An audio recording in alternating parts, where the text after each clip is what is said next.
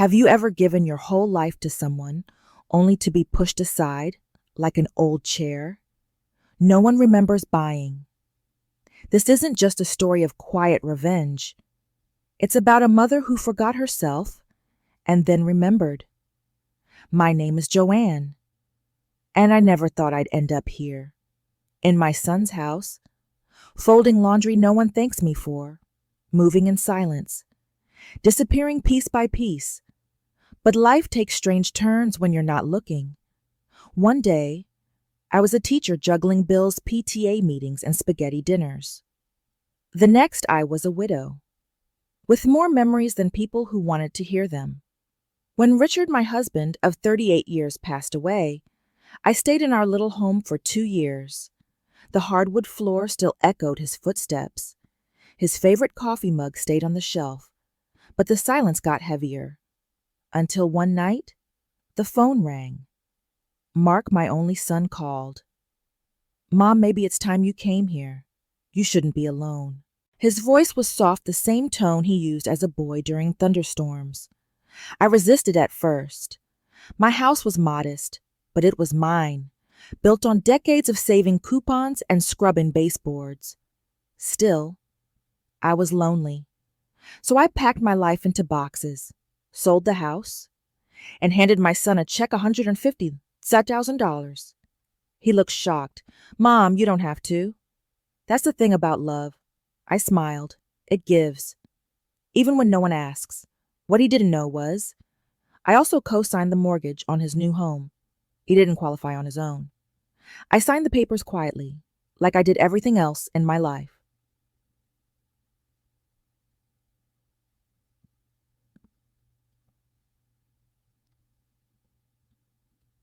They moved into a beautiful 2-story in a suburban cul-de-sac.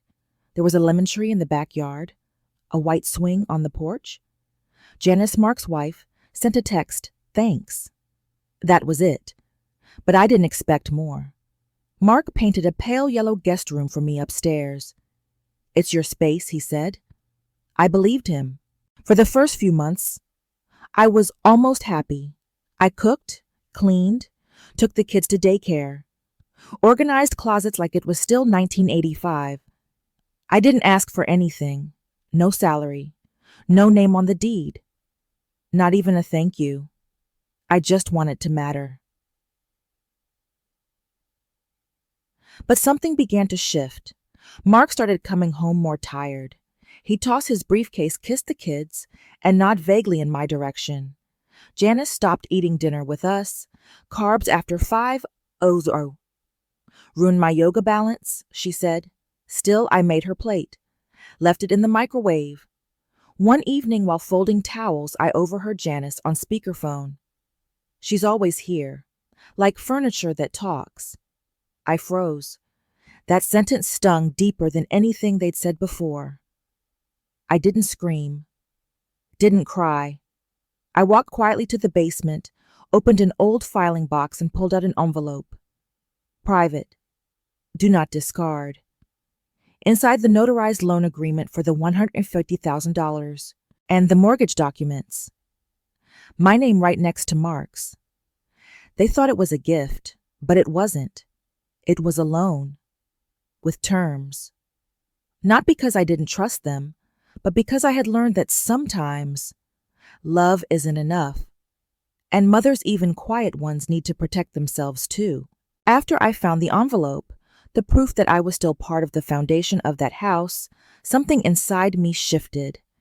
I didn't act on it yet, but I began to see things differently. Mark started referring to parts of the house as his space. "Mom, could you keep your knitting basket in your room? We're trying to go minimalist in the living room." I said nothing. I just moved it. Then it was the basil plant in the kitchen. Janice says the smell makes the house feel like dirt. Maybe just let it go. So I stopped watering it. It died within days. I replaced it with a plastic one, lifeless but acceptable. It was easier, because I thought if I adjusted just enough, maybe I could still belong. But the thing about adjusting too much is that one day you look around and realize there's nothing left of you in the room. One Saturday, Mark and Janice hosted a brunch for his coworkers. I stayed out of the way. I wore a soft blue sweater, baked lemon poppy seed muffins, his favorite as a child. When the guests had settled, I quietly brought out the plate. Janice smiled without warmth. "Thanks. You can leave them on the table." Then she turned back to her conversation. One young woman asked, "Who made these? They're amazing." Mark chuckled. "My mom. She lives with us, kind of like built-in support." "Oh, like live-in help?"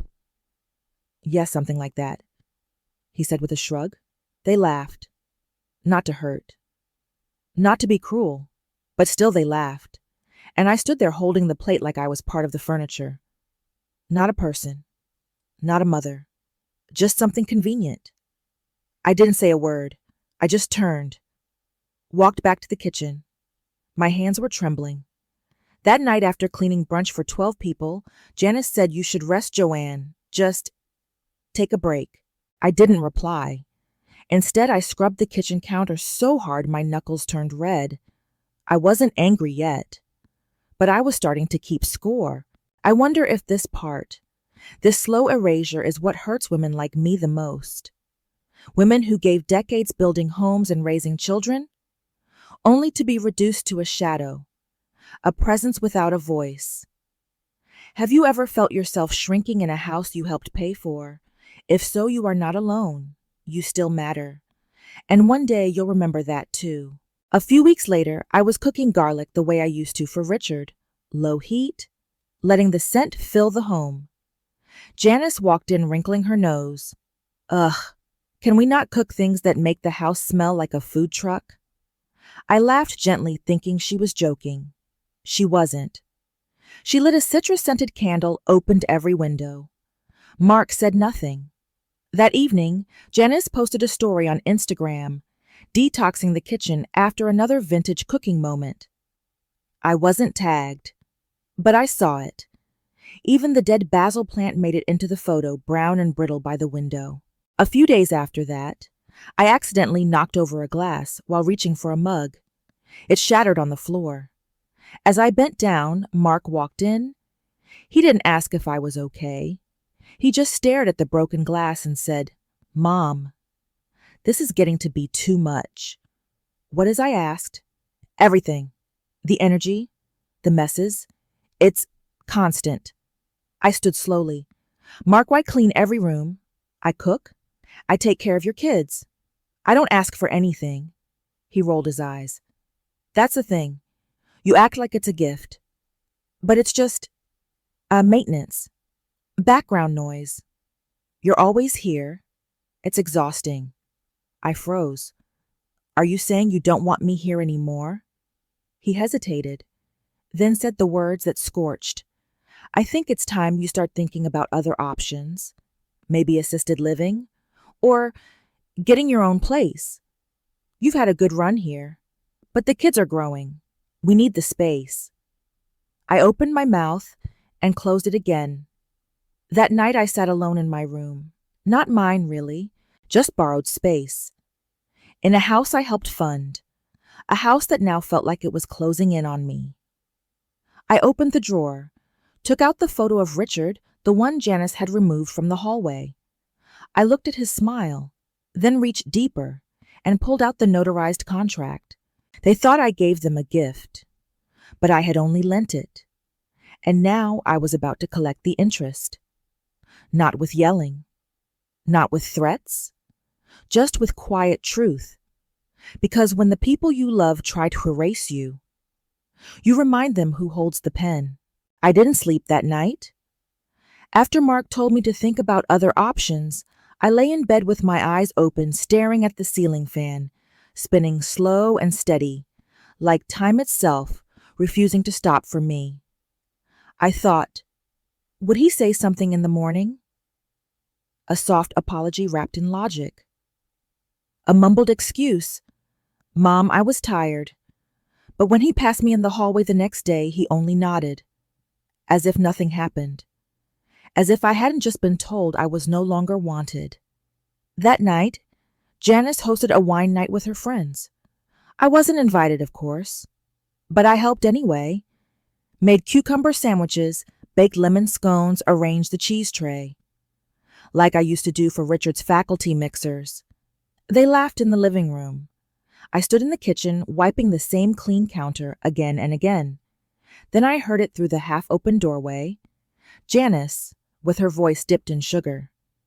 She's still here, I mean. I love helping elders, but it's not a charity. A guest asked. She doesn't pay rent. Janice laughed. She paid once years ago. Mark says it was a gift, but now she's just around, like background. They all chuckled, polite but dismissive. That laughter.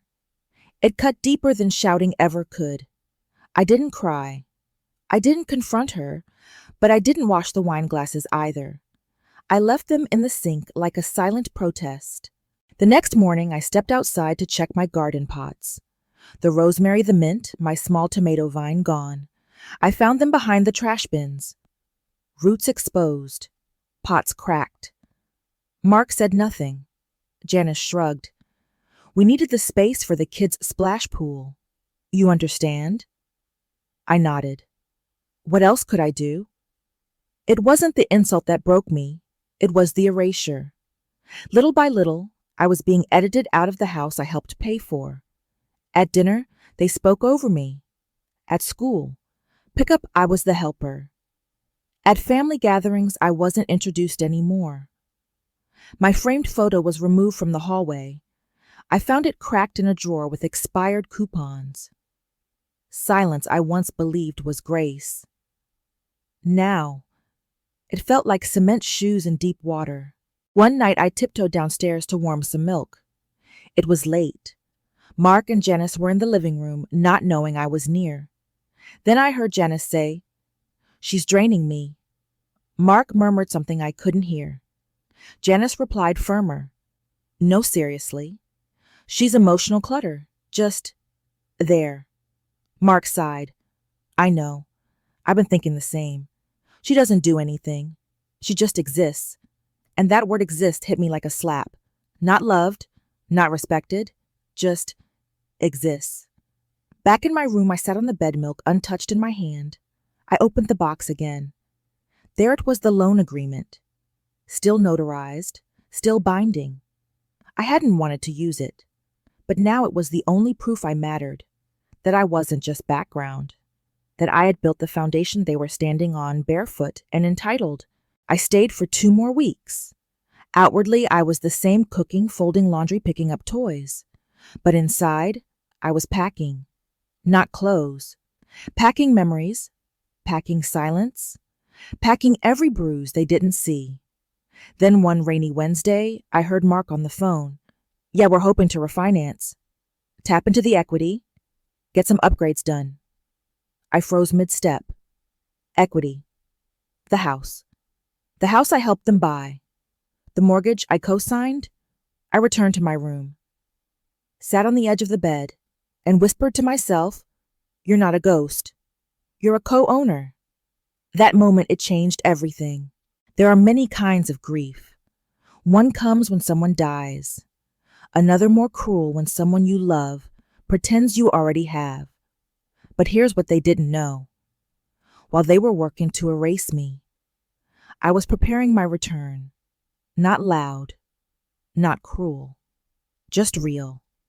Because if I no longer had a place in their lives, I would claim the place I had in the contract. And this time, no one would ignore it. It was a Thursday morning. Rain fell soft and steady on the kitchen windowsill. I was drying dishes when Janice walked in, folder in hand, wearing that smile, the polite one that always meant trouble. "Joanne, could you come here for a moment? Mark and I just need a quick signature." I turned around. She was already opening the folder, manicured nails, flipping through the pages like it was no big deal. "It's just some bank paperwork. Nothing changes, really. You'd still live here, of course. We're just streamlining things." I looked down. There it was, my name buried under legal terms like equity transfer and primary borrower reassignment. They were asking me to sign away my share of the house. to erase myself. Neatly, legally. I looked up at her. No. She blinked. Sorry, no, Janice. Her lips tightened. You don't understand. This is just to make things simpler. You're still family. Then you should have treated me like it, I said, calm but unshakable. I won't sign. This house isn't yours to borrow against. Mark walked in just then. Coffee in hand, clearly looped in. Mom, why are you making this harder than it needs to be? Harder, I repeated. You gave us the money. It was a gift. We're just trying to manage things better. It wasn't a gift, I replied. It was a loan. With a contract, notarized, enforceable. And then I saw it. A flicker in Mark's eyes. A memory trying to surface. He had forgotten. Assumed I had too. He thought silence meant surrender. But I hadn't forgotten. And I wasn't surrendering. That night, I opened the old wooden box again. Inside were the copies. The original $150,000 loan agreement, the mortgage papers, the co-signer documentation, and every receipt I had kept not out of resentment, but quiet record-keeping. I laid them out on the desk like a deck of cards. Then I picked up the phone. Walter, my late husband's best friend, and our longtime family lawyer, answered on the second ring. Joanne, it's been a while. Everything okay? I think I said, voice firm. It's time to stop pretending I'm just a guest. There was a pause. Then his voice lowered into something softer. You ready to take your name back?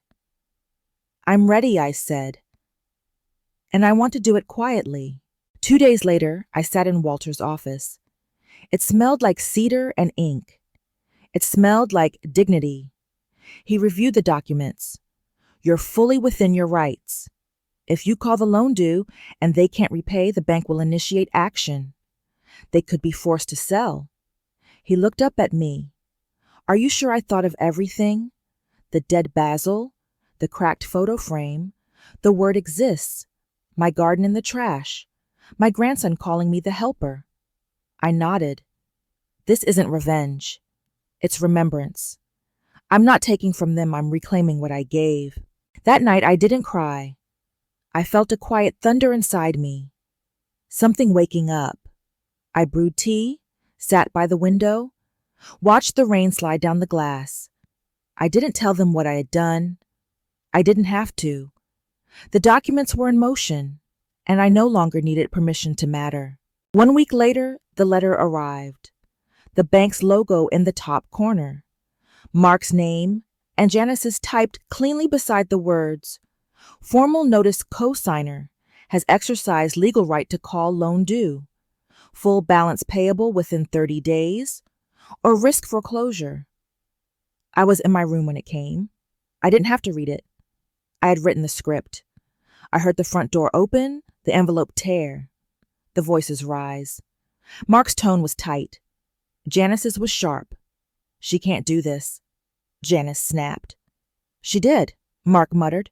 I stayed where I was, reading the newspaper, calm, unbothered, because for the first time in years, they were the ones trembling. Later that day, Mark knocked on my door.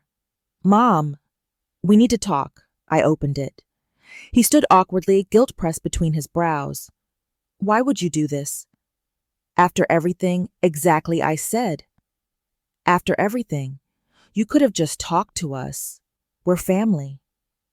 Then maybe I said softly, you should have acted like it. He didn't reply, only stared at me like he was seeing me for the first time in years. Not as a maid, not as a helper, as the woman who held the deed. I closed the door. Not in anger, but in finality. That night, I stepped into the backyard one last time. The patio lights flickered. The grass was cut too short. The mint was gone. But I stood there barefoot, letting the earth remember me. I didn't take photos. Didn't say goodbye. I just breathed. I made this possible, I whispered. They forgot. But I didn't. I left before sunrise. No drama, no tears. Just a note left on the counter beneath the teapot no one ever used marked Janice. I'm not angry, but I'm done. The time for asking to belong has passed. Please don't look for me. I walked down the street with a small suitcase. Inside a few clothes, my wedding ring, and the contract that proved I was never just the help. Walter had already made arrangements. By the time Mark and Janice finished their morning coffee, the house had already been listed for sale. They hadn't realized. If they couldn't repay the loan I called due, the bank wouldn't wait. They had 30 days, and I had chosen not to spend even one more of them under their roof.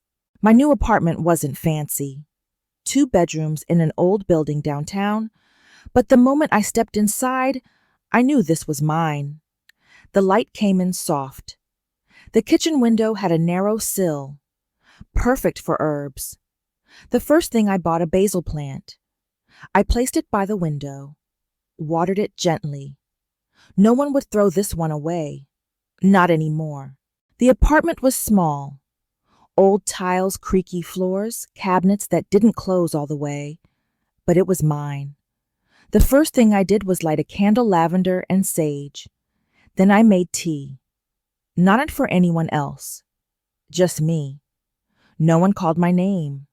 No one asked where the ketchup was.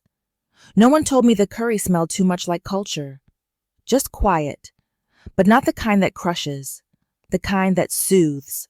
That weekend I went to the farmer's market. I bought a bundle of fresh herbs, a lemon cake, and a jar of wildflower honey. It wasn't extravagant, but it felt like wealth.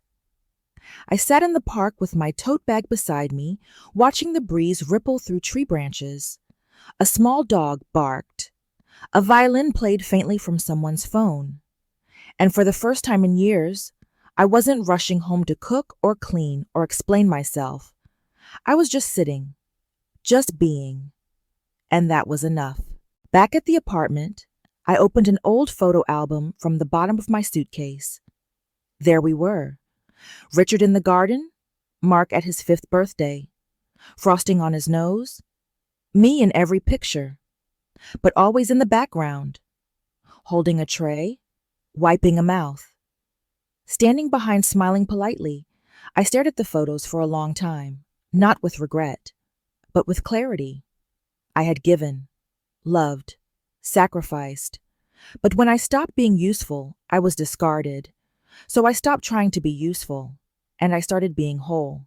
The following Monday, Walter called. Joanne, the sale is moving fast.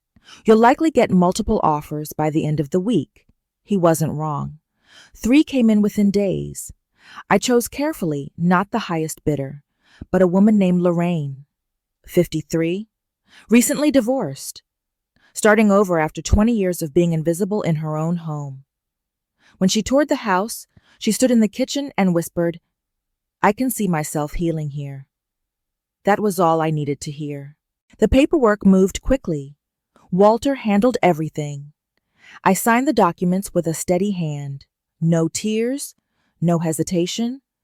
The house that had once been a monument to my humiliation was no longer theirs. It was sold. It was done. I didn't celebrate with champagne. I didn't announce anything online. I walked to the corner store, bought myself a tin of Earl Grey and a small lemon cake. Then I brewed tea in silence. Sat on my balcony as the city hummed around me, watched the steam rise, and felt something I hadn't felt in decades, rest. It happened 1 week after the sale closed. I had just watered my basil plant and was settling in with a book when my phone buzzed. 11 missed calls, all from Mark. The 12th was a voicemail. His voice cracked and angry. "Mom, what are you doing? You can't just sell the house. We live there. What about the kids? Where are we supposed to go?"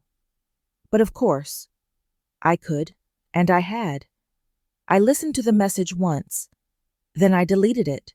That evening I opened an old photo album again.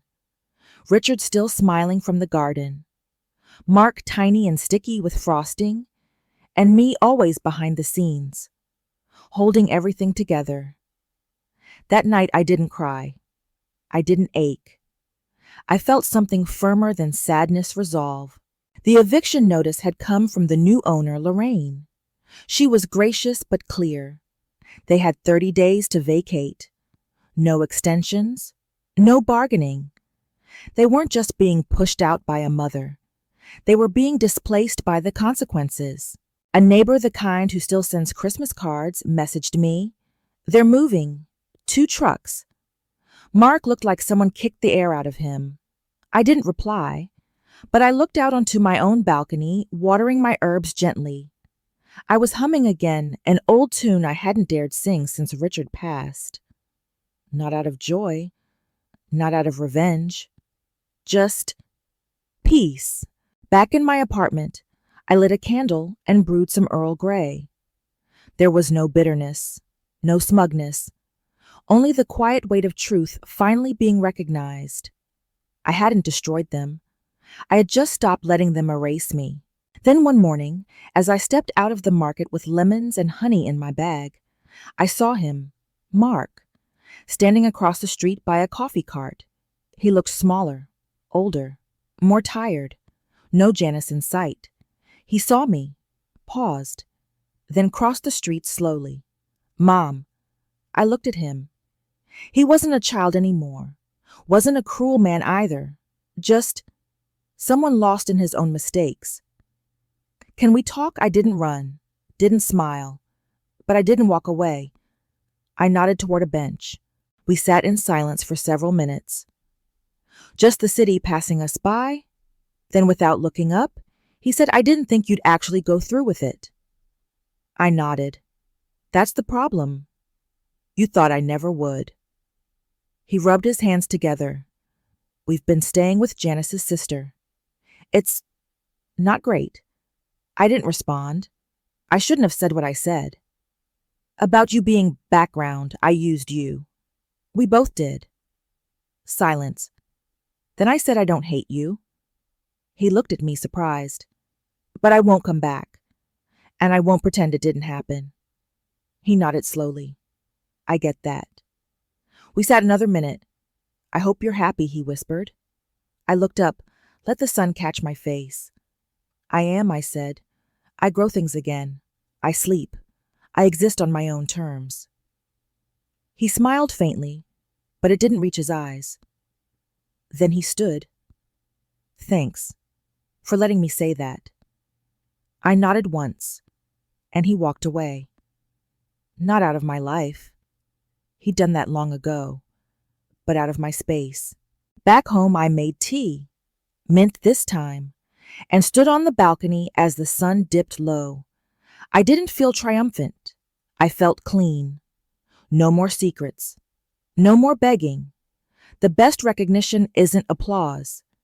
It's peace. After Mark walked away, there was no grand revelation, no epiphany, no triumphant music swelling in the background, just silence. And that silence was mine. For the first time in decades, I had no one to answer to. No lunches to pack, no towels to fold, no permission to ask. And that freedom was not loud. It was still. But stillness too can echo, especially when your life has been filled with noise for so long. One evening, as dusk slipped into the apartment and the shadows grew longer, I sat down at my small wooden table with a pen and paper. Not to write to Mark, not to Janice, but to myself. Dear Joanne, you have spent your life giving. You gave your time, your body, your voice, until your name became something people said only when they needed something. You were told to be humble, to be grateful, to be quiet. You listened. And when the world began to forget you, you forgot yourself too. But here you are, alive, awake, unapologetic. You remembered the contract. You remembered your worth. You remembered that silence doesn't mean surrender. You took your life back without slamming doors, without shouting, without begging, and that Joanne is strength. You are not cruel. You are not bitter. You are not selfish. You are finally yours. Love me. I folded the letter, didn't seal it, didn't burn it. I placed it behind the basil pot on the windowsill, next to Mark's old letter. Side by side, memory and closure. I didn't cry, but I breathed deeper than I had in years. Because there is a kind of grief that doesn't need sobbing, just acknowledgement. And there is a kind of healing that doesn't come from someone else saying, I'm sorry. It comes from you saying enough. That week, I joined a book club. Nothing fancy, just a few women in their 50s and 60s reading stories that reminded us of who we were before we became invisible. One woman named Gloria laughed so loudly she snorted. Another named Rose always brought extra cookies. We didn't talk about husbands or children. We talked about ourselves. And it felt radical. I started walking again. Not to lose weight, not to stay youthful, but just to move my body under the sun. I bought a straw hat, took the long way to the market. Sometimes I stopped to smell herbs that weren't mine, and sometimes I smiled for no reason at all. I still don't know if Mark will call again. I don't wait for it. I don't fear it. Because closure doesn't come from what they say. It comes from what you decide to stop needing. And I had stopped needing their approval. I had stopped needing to be nice if nice meant disappearing. I had chosen peace, and peace had chosen me back. It started with an envelope. A small white one slipped through my door slot on a Tuesday morning. It wasn't a bill. It wasn't a threat. It was a letter. From Lorraine. Dear Joanne, I hope this finds you well. I wanted to thank you again for selling me the house. It's becoming a home slowly but surely. I also wanted to tell you something. When I moved in, I found something taped inside the kitchen cabinet. A recipe, handwritten. Signed Mom's Lemon Scones from Mark's school bake sale. I sat on the floor and cried, not because of the recipe, but because I could feel something in it. Effort, history, love, invisibility. I run a small women's storytelling group. We meet twice a month in my living room. I wonder, would you ever consider sharing your story? Nothing formal, just a circle of women reclaiming space. Let me know if you'd be open to it. With care, Lorraine. I held the letter for a long time. My hands trembled not with fear, but with recognition. Someone had seen me. Really seen me. Not as a grandmother, not as a housekeeper, not even as a victim, but as a woman with a story. The next Thursday, I walked up to that old house again, the one I had co-signed, scrubbed, and eventually reclaimed. Lorraine opened the door with a soft smile. The house was different. Same layout, same lemon tree out back. But the energy had shifted. It felt like someone loved it again. Inside, 5 women sat in a circle, different ages, different histories, each holding a cup of tea like it was armor and sanctuary all at once. There was no formal introduction, just silence. Then Lorraine nodded at me and said, "Whenever you're ready," and I began. I told them everything. Not just the facts, but the feelings between them. How I had been reduced to support, then erased. How I gave away pieces of myself thinking that made me good. How the real betrayal wasn't just being mistreated. It was being forgotten. And how I had remembered myself document by document, seed by seed. They didn't interrupt. They didn't pity. They listened. When I finished, no one clapped. But one woman reached over and took my hand. Another said, "You're not alone." And for the first time, I believed it. I left that evening with a full heart. And something else. Lorraine had given me back the lemon scone recipe laminated, framed in soft wood. "Put it where it belongs," she said, "with the woman who wrote it." That night, I hung it in my kitchen, next to the window, beside the basil, not because I needed validation, but because I finally understood I was never background. They just never looked close enough.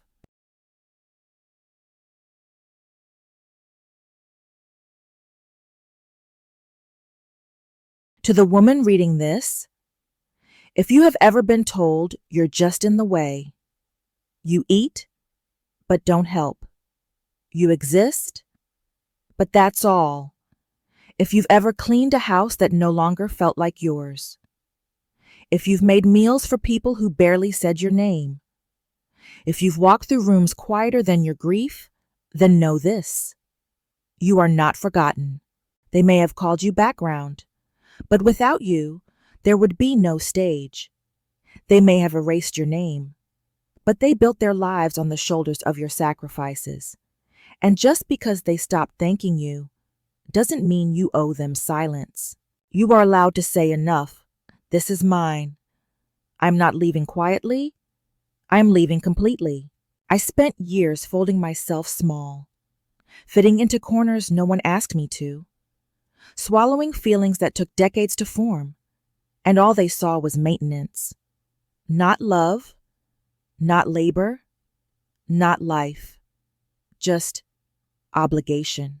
But love is not silent servitude, and motherhood is not a contract of self-erasure. I walked away not to punish, but to remember who I was before they forgot me. And I built a life with quiet pride, plant by plant, page by page, step by steady step. And now I stand here not asking to be seen, but shining anyway. To the woman reading this, you are not too old, not too late, not too invisible. You are a story still unfolding, and you hold the pen.